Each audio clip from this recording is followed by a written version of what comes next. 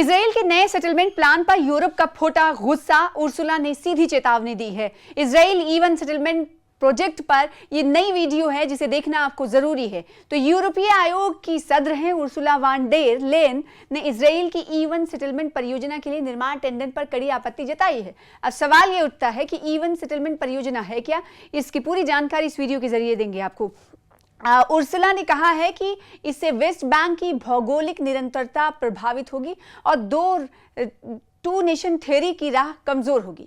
यूरोपीय आयोग की अध्यक्ष उर्सुला वान डेर लेन ने इजरायली सरकार के E1 सेटलमेंट प्रोजेक्ट के लिए निर्माण टेंडर जारी करने के फैसले पर कड़ी आपत्ति जताई है। उन्होंने कहा कि यह फैसला मंजूर नहीं है और यूरोप लंबे समय से इसका विरोध करता रहा है।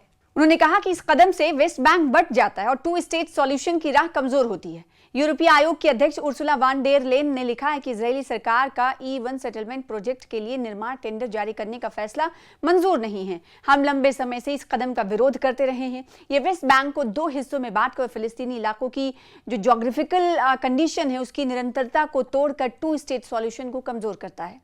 साथ ही हम टू स्टेट सॉल्यूशन पर आधारित न्यायपूर्ण स्थायी शांति के लिए प्रतिबद्ध हैं, उन्होंने फिर से कहा कि E1 सेटलमेंट प्रोजेक्ट के लिए निर्माण टेंडर जारी करने का फैसला मंजूर नहीं है। अंतर्राष्ट्रीय कानून साफ तौर पर कहता है कि वेस्ट बैंक में इजरायली बस्तियां गैर कानूनी हैं। ये अंतर्राष्ट्रीय समुदाय का स्थापित रुख है जिसे UN सुरक्षा परिषद ने भी दोहराया है। वेस्ट बैंक में पहले से ही भारी अस्थिरता का माहौल है।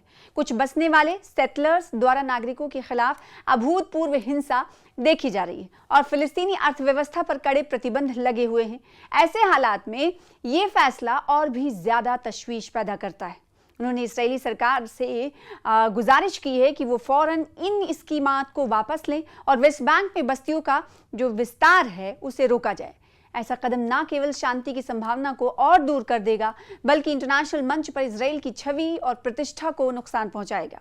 उन्होंने कहा कि हम टू स्टेट सॉल्यूशन पर आधारित व्यापक न्यायपूर्ण और स्थायी शांति के लिए अपनी प्रतिबद्धता को दोहराते हैं।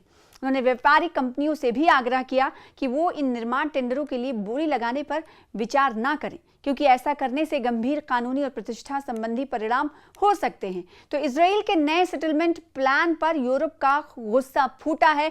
यूरोप की तरफ से खदशे का इजहार किया गया है और कहा गया है कि अगर इस प्लान पर, इस प्रोजेक्ट पर कायम रहा इजराइल तो जाहिर सी बात है टू नेशन जो सोल्यूशन है वो कहीं ना कहीं मुतासिर होगा और जब टू नेशन सोल्यूशन मुतासिर होगा तो इजराइल और फिलिस्तीन, इजराइल की जानिब से जो सिहूनी हुकूमत की तरफ से जो लगातार बम्बार्टमेंट की जा रही है वो तो जारी ही रहेगी। साथ ही साथ फिलिस्तीन को एक मुकम्मल रियासत का हक दिए जाने को लेकर जो पेशरफ्त चल रही है वो भी कहीं ना कहीं मुतासिर होगी।